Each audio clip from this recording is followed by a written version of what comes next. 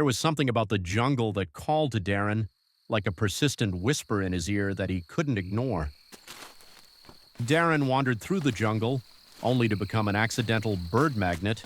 Without so much as a second glance, the bird settled itself down on his right shoulder like it had been living there for years. Hey, birdie, get off me. As colorful parrots, macaws, and even a cheeky toucan took turns perching on him, he stood there, frozen, unsure of whether he should be flattered or deeply concerned about being a walking wildlife sanctuary. Birds of every color and size started popping up.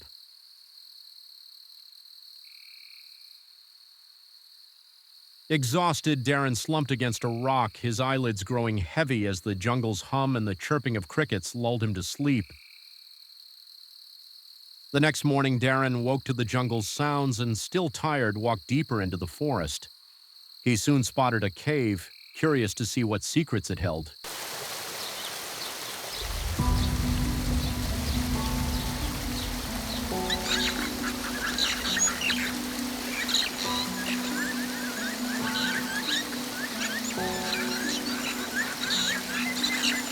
The moon cast a faint glow over the jungle as Darren waded into the dark river, the water cool against his skin. Then a hiss. Low and menacing, it sent a jolt of fear through Darren. He froze, his breath caught as the sound grew closer.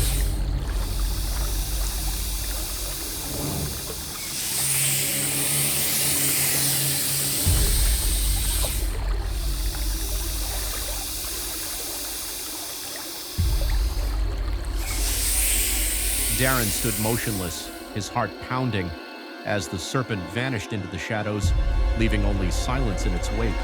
But just as his heartbeat began to steady, the water rippled again. Darren's eyes darted to the river's edge and his stomach dropped. Another snake, just as massive. Darren stood frozen in the river, his legs weak and trembling.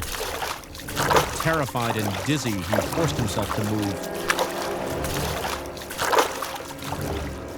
The jungle was eerily quiet, but the image of the python's cold, unblinking eyes haunted him, a chilling reminder of how close he had come to death. Darren collapsed onto the hard rock by the river, his body trembling with fear and exhaustion.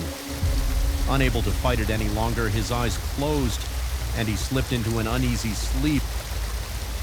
The next morning, Darren slowly stirred, the weight of last night's exhaustion pinning him to the hard rock by the river.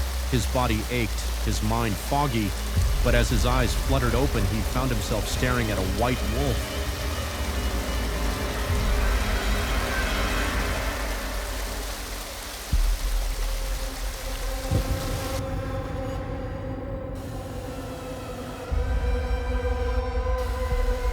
Where are we going?